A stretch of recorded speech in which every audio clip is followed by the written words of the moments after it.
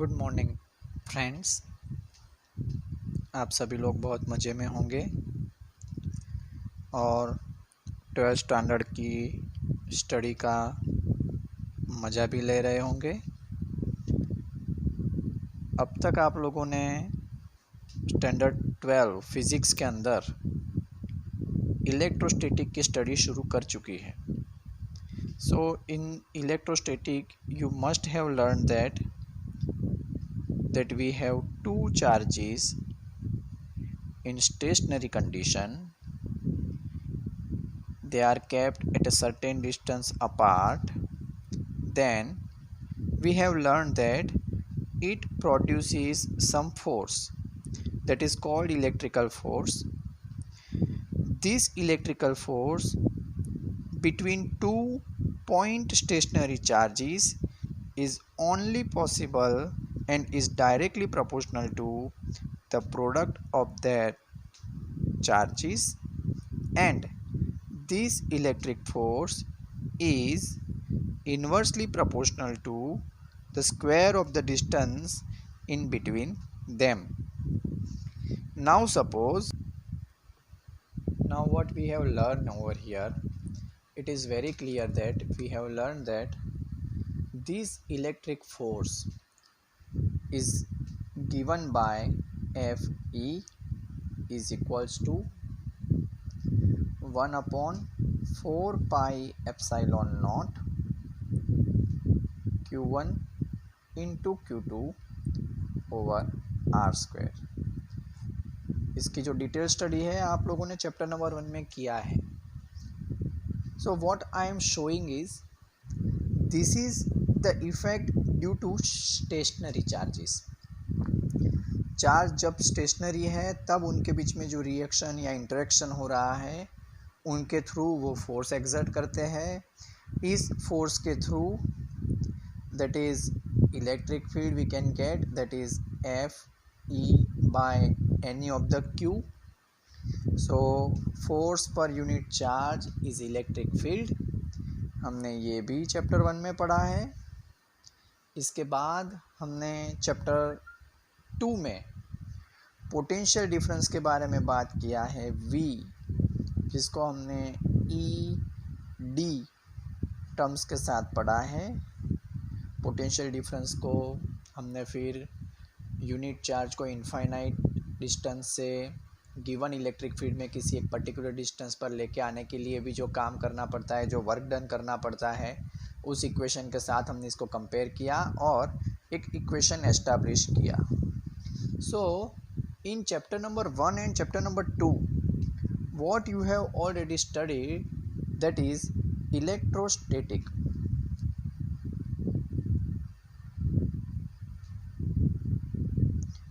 उसके बाद क्या होता है, ये जो सारी कंडीशन हम अभी पढ़ रहे हैं या हम यहाँ पर जो भी कुछ एक्सप्लेन कर रहे हैं, उस सारी कंडीशन में हमने चार्जेस को स्टेशनरी रख के उनका स्टडी किया, उनका बिहेवियर को हमने ऑब्जर्व किया, उसको फॉलो किया। But when this charge start moving, we can say that when this charge start moving, suppose कोई चार्ज है, चलो हम मान लेते हैं कि कोई पॉजिटिव चार्ज है और मान लेते हैं वो मोशन करना शुरू करता है। So when charge start moving, ये जो चार्ज पहले स्टेशनरी था, पहले स्टैटिक कंडीशन में था, उसके बाद ये चार्ज मोशन करने लगता है, तो ये जो मोशन में आया हुआ चार्ज है वो और कुछ नहीं, करंट प्रोड्यूस करता है। So the motion of charge is considered as a current, और जब वो इलेक्ट्रिक करंट प्रोड्यूस करता है, then regarding that electric current we have to study its different behaviour and different applications, out of which one application is very well known, that is effects of current, electricity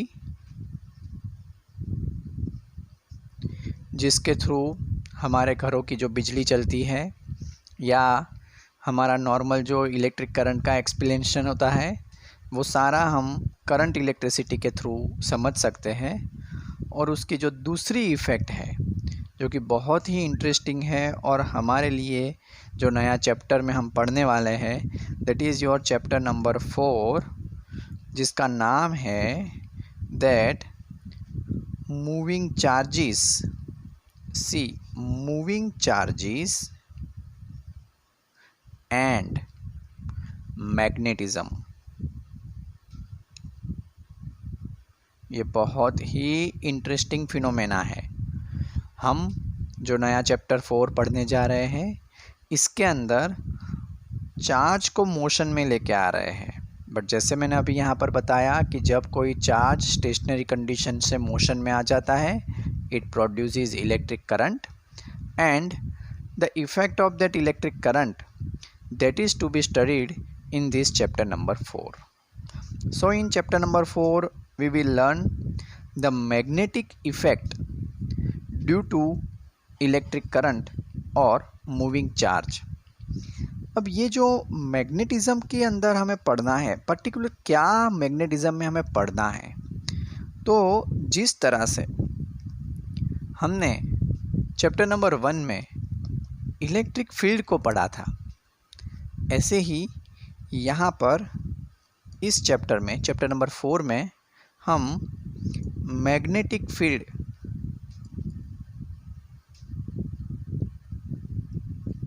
पढ़ने वाले हैं। जिस तरह से chapter number 1 में हमने electric force पढ़ा था इसी तरह से हम यहाँ पर मैग्नेटिक फोर्स पढ़ने वाले हैं।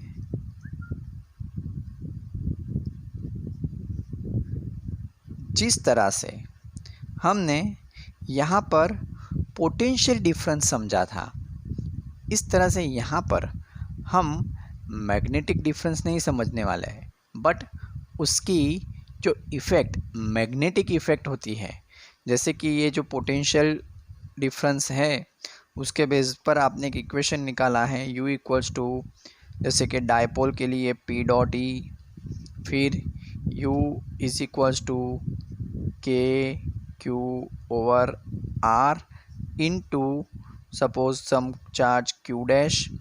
तो जिस तरह से आपने ये पोटेंशियल एनर्जी या पोटेंशियल डिफरेंस के थ्रू डायपोल को जो हमने कंसीडर किया था चैप्टर नंबर 1 और चैप्टर नंबर 2 में, वही चीज़ हम यहाँ पर मैग्नेटिक फील्ड के लिए कुछ कंसीडर करेंगे।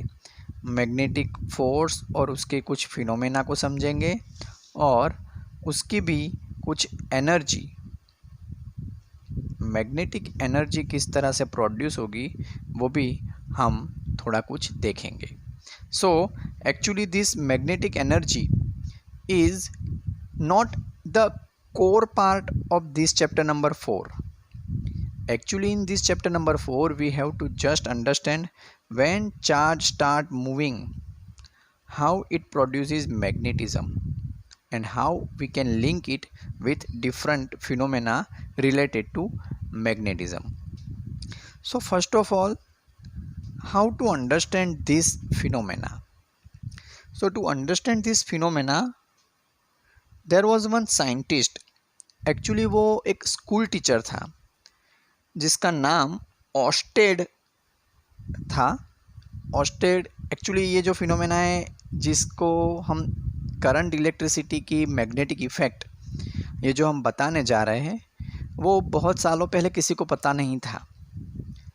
लोग इतना नहीं जानते थे कि मैग्नेटिक फील्ड किस तरह से प्रोड्यूस होता है और ख़ास करके इलेक्ट्रिक करंट के थ्रू मैग्नेटिक फील्ड प्रोड्यूस होता है वो तो किसी को पता ही नहीं था। बट ऐसा ही एक साइंटिस्ट था जिसको हम साइंटिस्ट टीचर के नाम से जान सकते हैं और उसने सबसे पहली बार ये फिनोमेना को एक्सप्लेन किया या उसने सबसे पहले एक्सपीरियंस किया और उसका नाम था Oersted. So ऑस्टेड्स experiment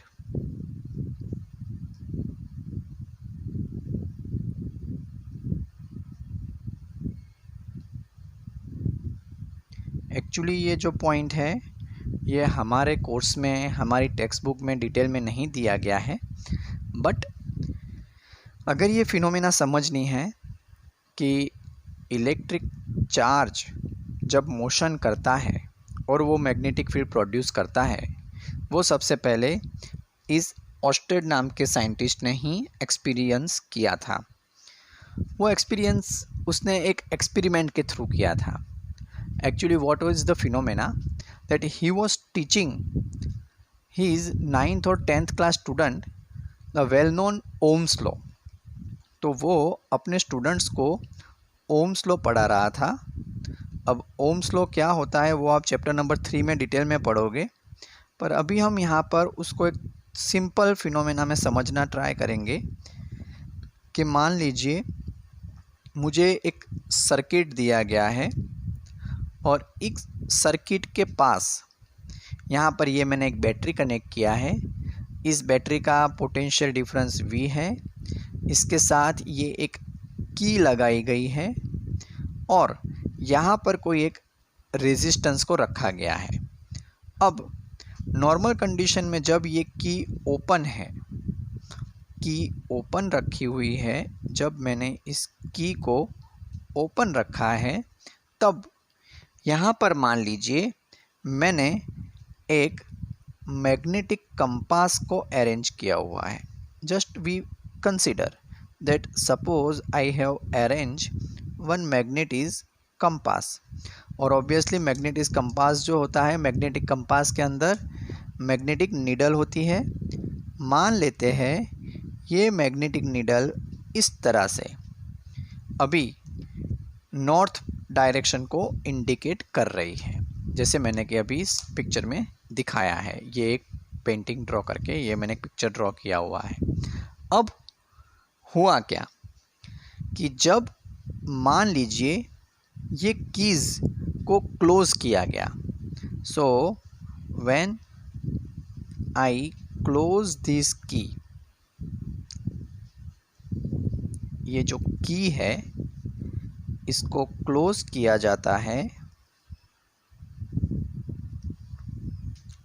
see here I have closed it, ये की को मैंने क्लोज किया।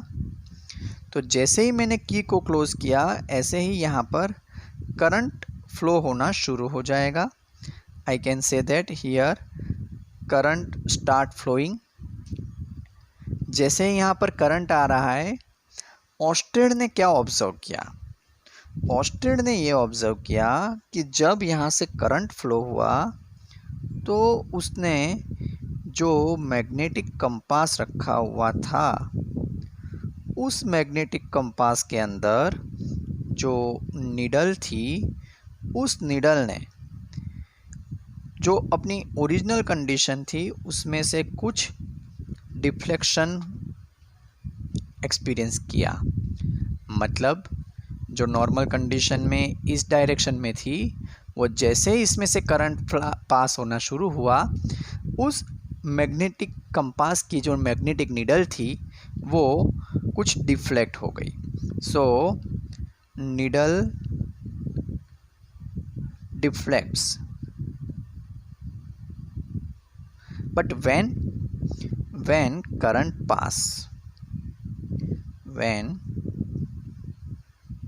current passes through circuit,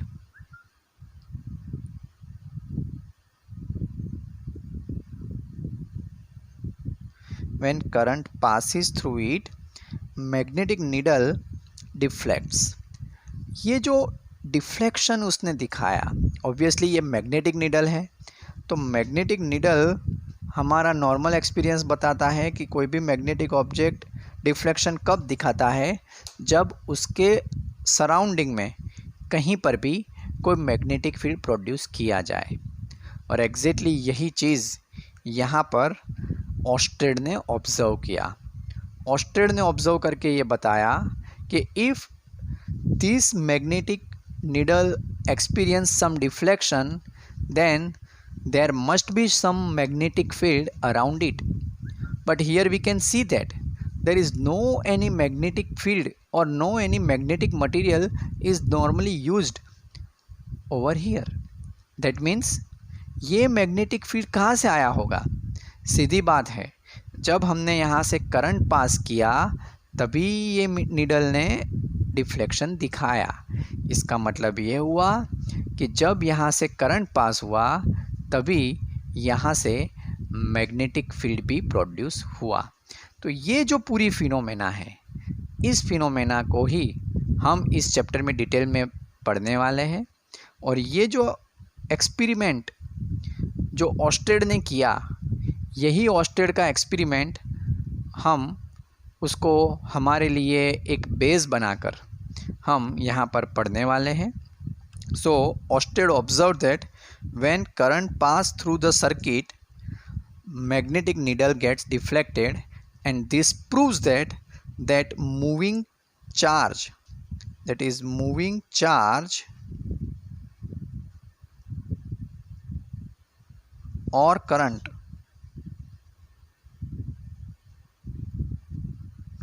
produces magnetic field around it।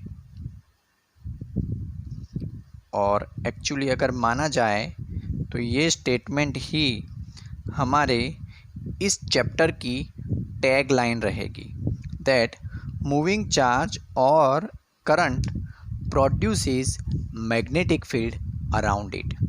तो हम इस चैप्टर में इसी फिनोमेना को डिटेल में स्टडी करेंगे। आफ्टर ऑस्टेड्स एक्सपेरिमेंट, हमारे यहाँ पर मतलब कि हम इस चैप्टर की बात कर रहे हैं as per as chapter number 4, we can say that the very popular law that is called Biot Savart's law was there. Biot Savart दो अलग अलग साइंटिस्ट थे और उन्होंने ये एक्सपेरिमेंट को अपना बेस बनाकर आगे अपना स्टडी किया और उसके बाद मूविंग चार्जेस के थ्रू जो मैग्नेटिक फील्ड प्रोड्यूस होता है उसका मैग्नीट्यूड क्या होता है, उसकी डायरेक्शन क्या होती है, ये सारी चीज़ें ऑस्टेड के बाद बायो और सावर्ट करके जो साइंटिस्ट थे उन्होंने इसको डिराइव किया। तो हम हमारे चैप्टर की शुरुआत भी इसी बायो सावर्ट के लॉ से करेंगे। बराबर याद रखिए, ये जो मैंने आपको एक्सप्लेनेशन दिया है, दिस इज़ दैट बेस मैं आप लोगों के लिए एक मूविंग चार्ज मैग्नेटिक फील्ड किस तरह से प्रोड्यूस करता है उसका ये मैंने फाउंडेशन तैयार किया है। ये क्वेश्चन भी आप लोगों के अंडरस्टैंडिंग के लिए नेसेसरी है। और अब हम देखेंगे कि क्या है ये बायो-सावर्ट्स लॉ। तो उसके लिए हम अब देखेंगे कि किस तरह से बायो-सावर्ट्स लॉ को डिराइव किया जाता है और उन्होंने अपने एक्सपेरिमेंट में क्या प्रूव किया। तो हम नॉर्मली बात करेंगे दैट फिज़िक्स में हम अलग अलग क्वांटिटीज़ को पढ़ते हैं। जैसे कि we can say that physics deals with physical quantities which can be measured and expressed in number. Like we can say that physics deals with physical quantities. So we can say that it deals with physical quantities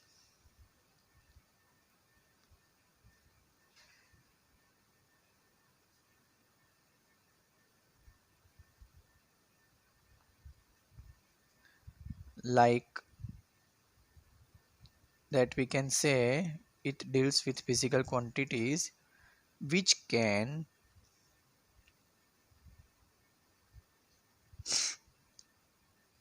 be measured and expressed in numbers. So it can be measured and expressed in numbers. So again we have to deal with a new terms that is quantities. तो अब हमारे mind में again एक question आएगा कि ये quantities क्या होती है, या ये क्वांटिटीज को हम किस तरह से पढ़ते हैं। So we can say that किसी भी फिजिकल फिनोमेना, जैसे हमने यहाँ पे एक्सप्लेन किया कि it is use to explain the laws of nature and exploration of natural phenomena.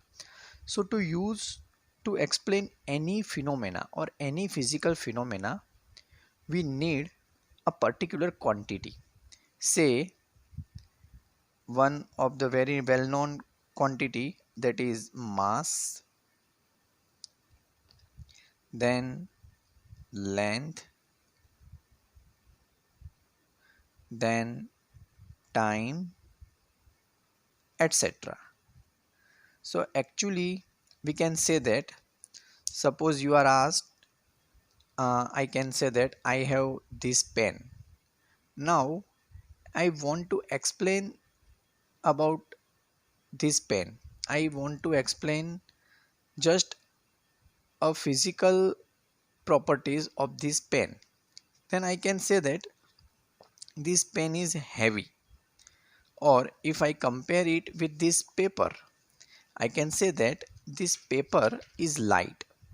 So actually the pen is heavy or the paper is light is actually the measurement of the quantity that is called mass. We can explain it in a term of mass. We can say the mass of the pen is more than the mass of the paper. In the same manner, if I want to find the dimension of pen or paper, I can say the length of the pen is small than the length of the page. So here another quantity, that is length, which is used to explain the dimension of the quantity or dimension of the object. In the same manner, time, like we want to find the age, that is suppose someone is 10-year-old, someone is 15-year-old. So if it is said that the person is about 15 to 20 years old, we have some imagination in our mind that yes, the physical structure of a person about a 20 years old is like this. If we are said that this person is 50 years old, then again we will have some picture in our mind that we can say, oh yes, this should be this type of structure. We are said, suppose this person is 6 feet tall, then we can understand that 6 feet is what we can imagine. So basically any physical phenomena is explained with physical quantities, and these physical quantities are basically expressed and measured with a particular name. So say mass is generally measured in kilogram or gram. Length is generally measured in meter or centimeter, and time generally measured in second, or we can say that minute, or we can say that hours, or we can say that years, days, like this.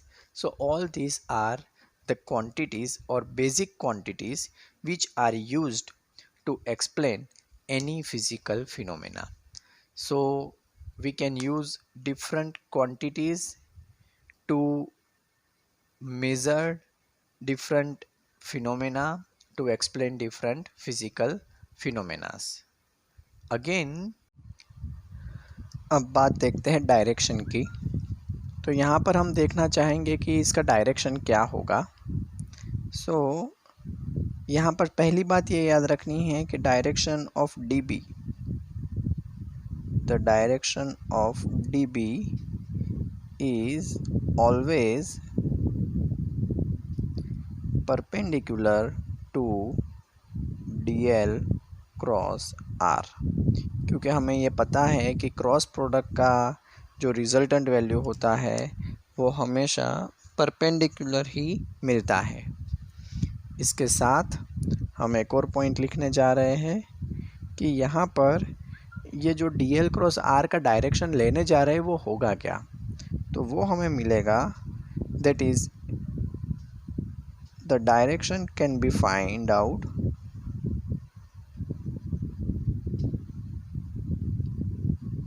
can be found using right hand screw rule। ये right hand screw rule 11 standard में हमने rotational motion के वक्त और cross product पढ़ते वक्त पढ़ा था। अब यहाँ पर एज पर एज क्वेश्चन अगर हम देखें तो हमारे क्वेश्चन के regarding at point P we want to find out the magnetic field, so we can say that at point P the magnetic field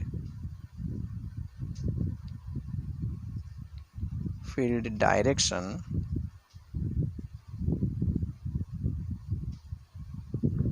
will be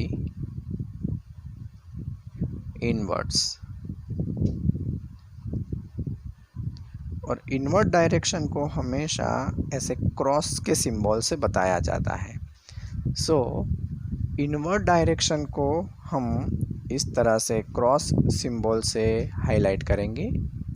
इसके साथ अगर हम इस पॉइंट के साथ अगर एग्जैक्टली P के जैसे हमें कोई यहाँ पर इस side suppose we can have one another point suppose P dash, और अगर हमें यहाँ पर मैग्नेटिक फील्ड ढूंढने को बोला गया है तो वो भी अगर वो भी यहाँ पर कुछ थीटा पॉइंट बनाता है एंगल, अगर उसका भी कोई वेक्टर R डैश होता, तो एट पॉइंट P डैश इस क्वेश्चन के रिगार्डिंग अगर हमें देखना है we can say that at point P dash, ये जो P dash पॉइंट है यहाँ पर मैग्नेटिक फील्ड का डायरेक्शन कहाँ पर होगा, so at point P dash the direction would be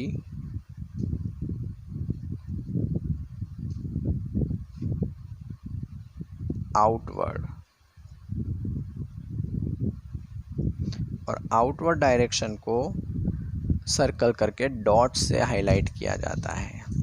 सो यहाँ पर हम अगर ये P डैश पॉइंट पर मैग्नेटिक फील्ड ढूंढना चाहते हैं then the direction would be like this.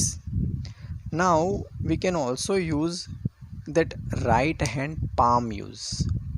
Okay, इसको कैसे अप्लाई करना है, तो हमें क्या करना है, जिस डायरेक्शन में करंट जा रही है उस डायरेक्शन में हमें अपना राइट हैंड का थंब रख देना है और उसको कर्ल बनाकर इस राइट हैंड को जो थंब है उसको करंट की डायरेक्शन में रख के बाकी की फिंगर्स को उसके अराउंड कर्ल बनाकर जिस डायरेक्शन में वो फिंगर्स जा रही है वो हमें यहाँ पर मैग्नेटिक फील्ड की डायरेक्शन मिलेगी।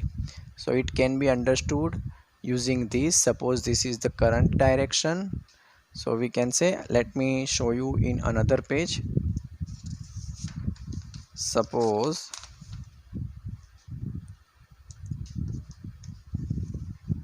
this is current direction, say in this direction, then we put right hand thumb like this.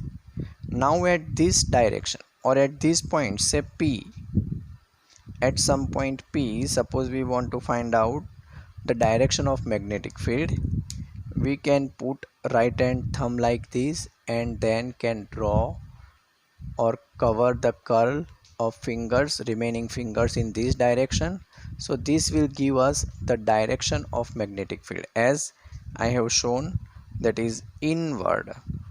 And similarly at some point P dash at this direction, if we go magnetic field like this, cover the curl, then it would be coming out, it would be coming out.